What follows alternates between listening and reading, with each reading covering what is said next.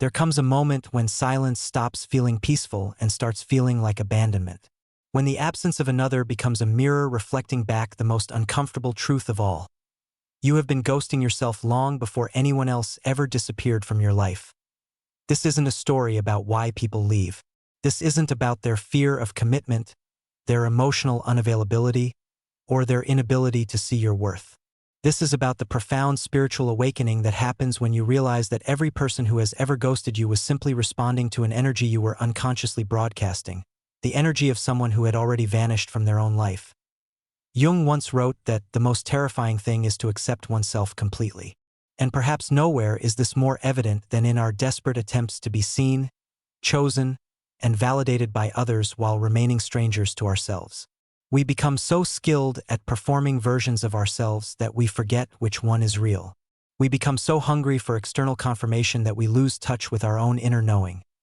What if I told you that every unanswered text, every sudden withdrawal, every person who seemed perfect until they suddenly weren't, what if all of it was orchestrating something far more profound than rejection? What if it was orchestrating your return to yourself?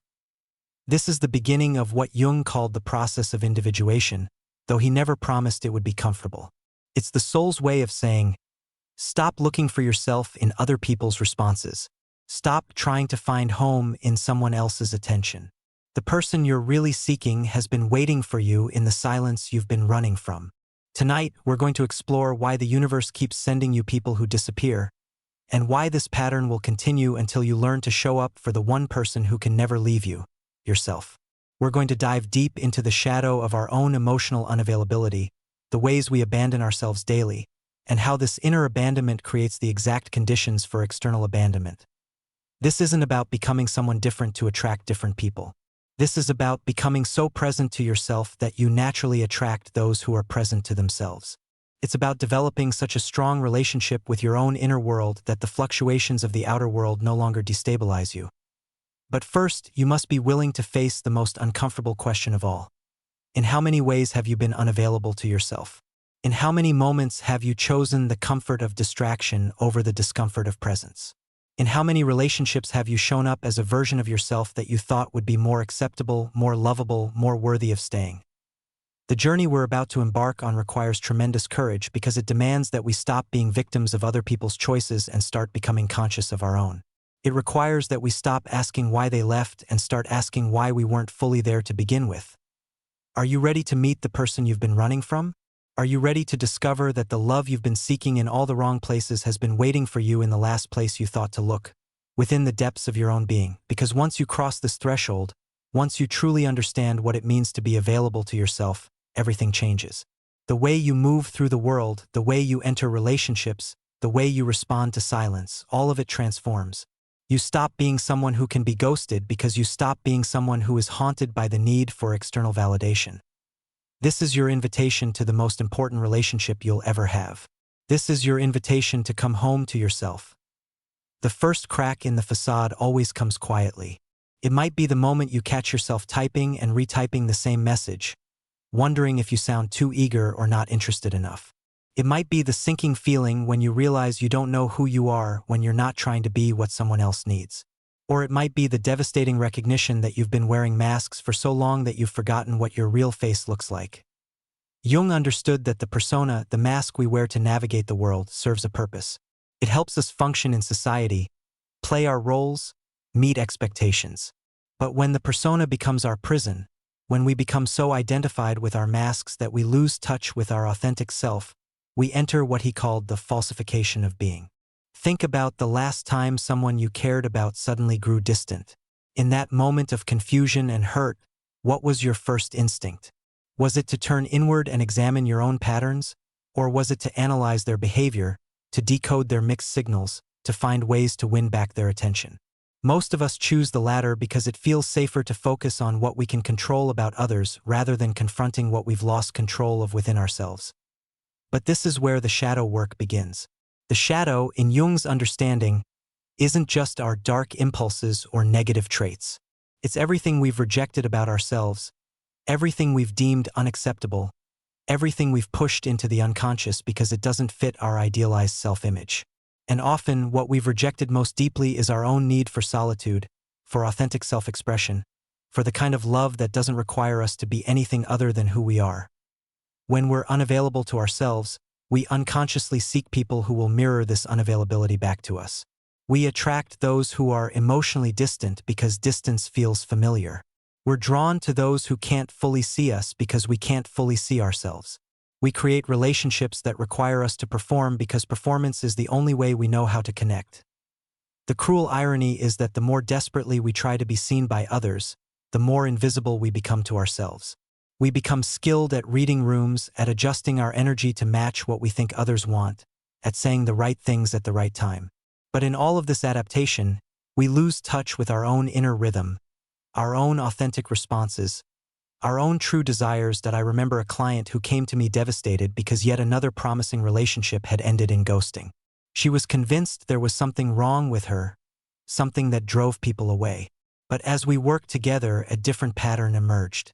She realized that in every relationship, she had been ghosting herself first. She would abandon her own needs to meet theirs, suppress her own opinions to avoid conflict, and hide her own vulnerabilities to appear more attractive. She was unavailable to her own anger, so she attracted people who couldn't handle conflict.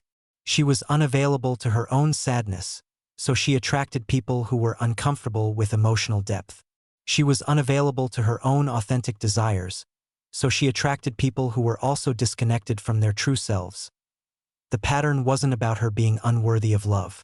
It was about her being unavailable to the very parts of herself that were most worthy of love.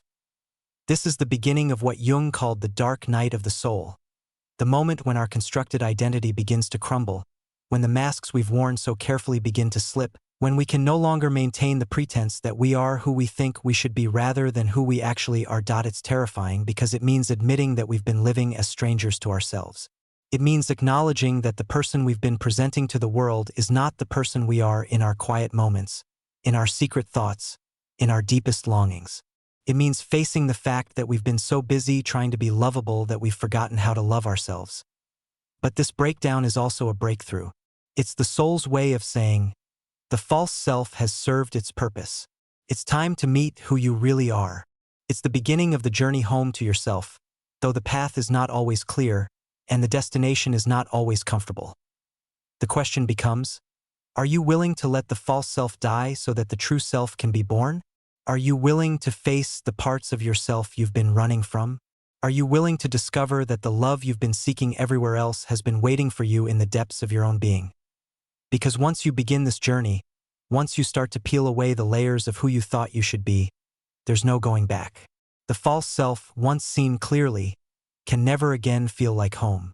And while this can be disorienting, it's also the beginning of true freedom, the freedom to be yourself without apology, without explanation, without the exhausting effort of maintaining a persona that was never really you. This is where the real work begins. This is where you learn to be available to yourself in all your complexity, all your contradictions, all your beautiful, messy humanity. This is where you discover that being ghosted by others is nothing compared to the haunting loneliness of being unavailable to yourself. There's a moment in every spiritual awakening when you realize you're standing at a threshold you can never uncross. It's the moment when the old ways of being no longer work, but the new ways haven't yet crystallized. Jung called this the transcendent function, the point where conscious and unconscious meet, where the ego's defenses finally crumble and something deeper begins to emerge. For most of us, this threshold reveals itself in our relationships. We find ourselves unable to play the old games, unable to pretend we don't need what we need, unable to diminish ourselves to make others comfortable. We discover that we can no longer be satisfied with surface-level connections, with love that requires us to hide our truth, with relationships that demand we abandon ourselves to be accepted. This is when the ghosting pattern becomes impossible to ignore, not because others are suddenly more likely to disappear, but because we're finally awake enough to see the pattern we've been unconsciously creating. We begin to understand that every person who has ever ghosted us was responding to our own inner ghosting, our disconnection from our authentic self, our unavailability to our own needs, our tendency to disappear into whatever version of ourselves we think will be more acceptable. The spiritual threshold is marked by a profound shift in how we experience time and presence. Before this awakening, we live in what Jung called chronos, mechanical time, driven by external demands and societal expectations. We measure our worth by how quickly others respond to us, how consistently they show up, how available they are to our needs. But as we cross the threshold, we begin to touch kairos, sacred time, the eternal now, the deep rhythm of the soul. In kairos, we discover that true availability has nothing to do with being constantly accessible to others and everything to do with being present to the moment, to ourselves, to the deeper currents of life. We learn that the most profound connections happen not when we're trying to connect, but when we're simply being ourselves so fully that connection becomes inevitable. This is where Jung's concept of individuation becomes lived experience rather than psychological theory. Individuation isn't about becoming independent or self-sufficient in the way our culture often defines it.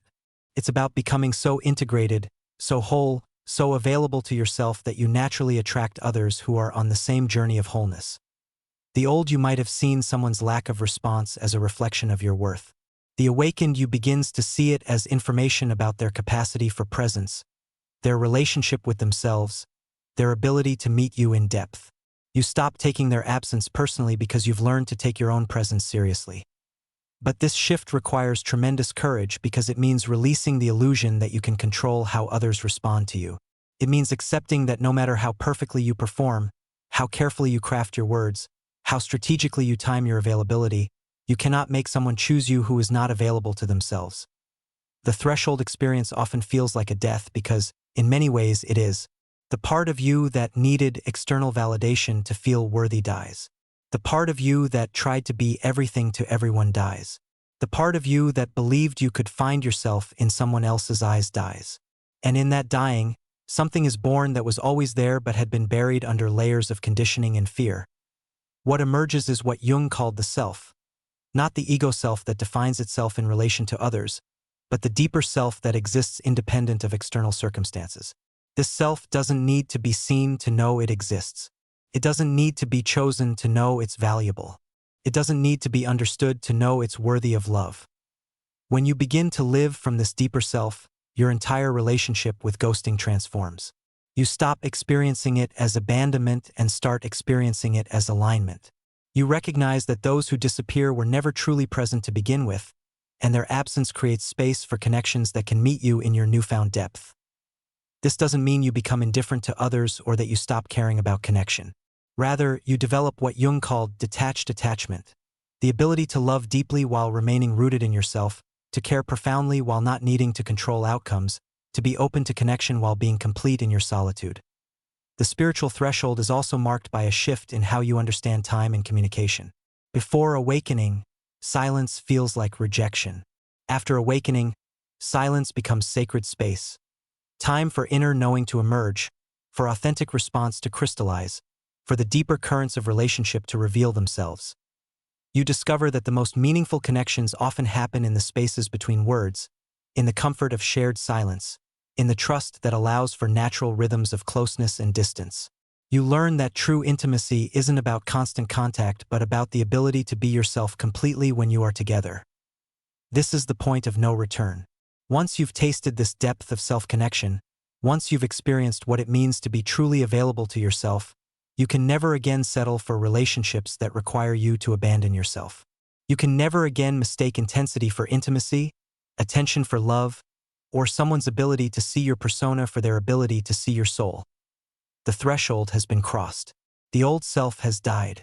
The new self is being born. And with it comes a completely different understanding of what it means to be available, to be present, to be worthy of the love you've been seeking. Living from this new frequency is like learning to breathe underwater. Everything you thought you knew about relationships, about love, about your own worth gets restructured from the ground up. You discover that when you're truly available to yourself, you become naturally attractive to others who are also available to themselves, while simultaneously becoming invisible to those who are still living from the old paradigm of need and validation. This is where Jung's understanding of the collective unconscious becomes deeply personal. You realize that most people are operating from archetypal patterns of relationship that have nothing to do with who you actually are. They're seeking the mother, the lover, the savior, the perfect partner, but they're not seeking you. And for the first time, this doesn't feel like rejection. It feels like clarity. When you're no longer available to playing archetypal roles, When you're no longer willing to be someone's projection of what they need, the old patterns of relationship become impossible to maintain. This is often when the most dramatic ghosting occurs, not because you've done anything wrong, but because you've stopped doing the thing that was never authentic in the first place. The inner voice that emerges from this transformation is unlike anything you've experienced before. It's not the voice of your conditioning, not the voice of your fears, not the voice of your ego trying to strategize its way to safety.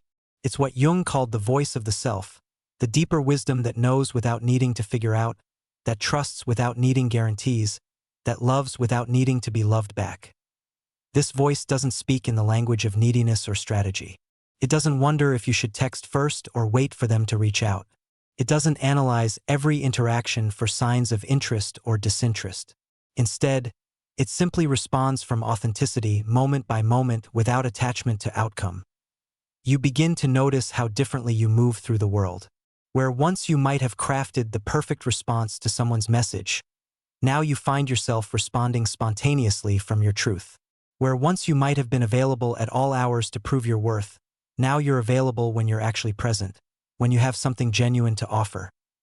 This shift in your own availability creates a ripple effect. People begin to respond to you differently, not because you're trying to be different, but because you're finally being yourself. Some people are drawn to this authenticity like moths to flame. Others find it unsettling because it challenges their own patterns of relationship. The most profound change is in how you experience time.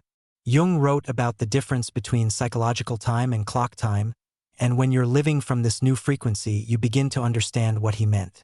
Relationships unfold in their own rhythm rather than according to your timeline of expectations. You learn to trust the natural ebb and flow of connection rather than trying to force consistency. In this space, ghosting becomes impossible, not because people never disappear, but because you're so present to yourself that their absence doesn't create a hole in your reality. You're so available to your own inner world that you don't need constant external confirmation of your worth. You're so rooted in your own truth that others' inability to see you doesn't make you doubt your existence. This is where the real magic happens. When you're no longer chasing external validation, when you're no longer trying to be seen by those who cannot see, you create space for the kind of connections that Jung called synchronistic. Meetings that feel destined, conversations that seem to arise from a deeper intelligence, relationships that support your individuation rather than derailing it. You discover that the universe has been trying to connect you with your people all along, but you were too busy trying to be chosen by those who weren't yours to notice those who were. You were too focused on making yourself acceptable to those who couldn't accept you to recognize those who could love you exactly as you are. The new frequency doesn't make you harder to love. It makes you impossible to love halfway.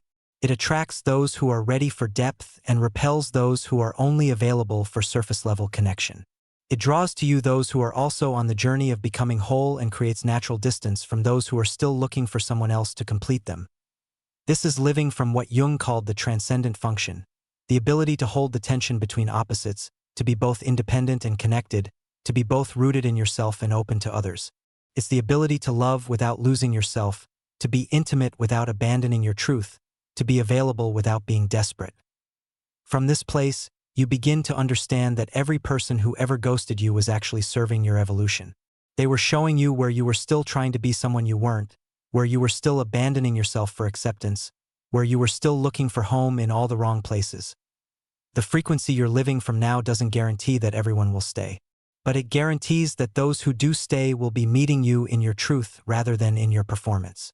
It guarantees that the love you experience will be real rather than conditional. It guarantees that you'll never again have to choose between being yourself and being loved. This is the gift of becoming available to yourself. This is the reward of crossing the threshold. This is what it means to live from the new frequency, not as someone who can be ghosted, but as someone who is finally, fully, gloriously present to their own life. The integration of this new way of being doesn't happen overnight.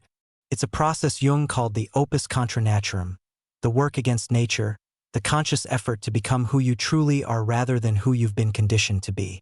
It requires constant vigilance, constant choice, constant return to your truth when the old patterns try to reassert themselves. There are moments when the old self will try to seduce you back to the familiar territory of need and validation.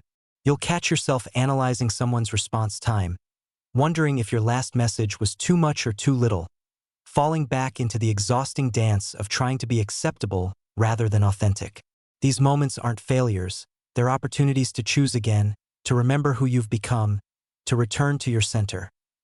The cost of this transformation is everything you thought you needed to be happy. You lose the illusion that the right person will complete you, that external validation will heal your wounds, that being chosen by someone will prove your worth. You lose the comfortable victimhood of being ghosted, the familiar drama of unrequited love, the addictive cycle of seeking and not finding. But what you gain is immeasurable. You gain the ability to love without attachment, to connect without losing yourself, to be alone without being lonely. You gain access to your own inner wisdom, your own capacity for joy, your own ability to create meaning. You gain the freedom to be yourself without apology, explanation, or the exhausting effort of maintaining a persona that was never really you. This is what Jung meant when he wrote about the undivided self, the integration of all aspects of your personality, including the shadow, into a coherent whole. When you're no longer rejecting parts of yourself, when you're no longer trying to be perfect or acceptable or lovable in the conventional sense, you become naturally magnetic to those who are also comfortable with their own complexity. The shadow work that began this journey doesn't end with integration, it deepens. You learn to welcome your difficult emotions, your unpopular opinions, your inconvenient needs. You learn that these aspects of yourself aren't obstacles to love but doorways to deeper intimacy. You discover that those who can't handle your shadow were never meant to be in your inner circle anyway. Living from this integration means developing what Jung called active imagination, the ability to dialogue with your unconscious, to listen to your dreams, to trust your intuition even when it doesn't make logical sense. It means becoming your own best friend, your own wise counsel, your own source of comfort and guidance in relationships. This shows up as an ability to be present without being desperate, to care without being controlling, to love without being possessive. You become someone who can hold space for others' complexity without trying to fix or change them. You become someone who can offer your authentic self without needing anything in return. The paradox of this transformation is that the less you need from others, the more they have to offer you. The less you're trying to be seen, the more clearly you can see. The less you're performing for love, the more love you naturally attract. The less available you are to dysfunction, the more available you become to genuine connection. This is the true meaning of self-love, not the narcissistic preoccupation with your own image, but the profound acceptance of your whole self, including the parts that are difficult, unpopular, or imperfect. It's the ability to be alone with yourself without distraction, to enjoy your own company, to find in your solitude not loneliness but richness. When you reach this level of integration, ghosting becomes not something that happens to you but something that happens around you. You're so present to yourself that others' absence doesn't create a void in your reality. You're so available to your own inner world that you don't need constant external stimulation to feel alive. The freedom that comes from this integration is the freedom to love without fear, to be vulnerable without being desperate, to share your truth without needing it to be accepted. It's the freedom to walk away from connections that don't serve your growth, to say no to relationships that require you to abandon yourself, to choose solitude over compromising your integrity. This is what it means to be unavailable to the old patterns, unavailable to the games of need and validation, unavailable to relationships that require you to be anything other than who you are. It's what it means to be so available to yourself that you naturally attract others who are also available to themselves. The journey home to yourself is complete not when you find the perfect relationship, but when you realize you've been in relationship with yourself all along. It's complete when you understand that every person who ever ghosted you was simply making room for the love that was always meant to be yours. The love between you and your own soul. If you've recognized yourself in this journey, if you've felt the stirring of your own awakening, if you've begun to understand that the love you've been seeking has been waiting for you in your own presence, then you know what I know. The greatest relationship you'll ever have is the one between you and yourself. If you've crossed this threshold, if you've felt the death of the false self and the birth of the authentic self, if you've learned to be available to yourself in all your complexity and contradiction, then leave this in the comments. Silence is my sword. Awareness is my shield. Because in that silence, in that awareness, in that deep availability to yourself, you'll find not just the love you've been seeking, but the love you've always been. You'll discover that you were never meant to be ghosted because you were never meant to be a ghost in your own life. You were meant to be present, to be real, To be yourself so fully that the universe has no choice but to respond with the love you've always deserved. The journey home to yourself is the greatest adventure you'll ever take. And the best part? You've already arrived. You just needed to remember how to be available to see it.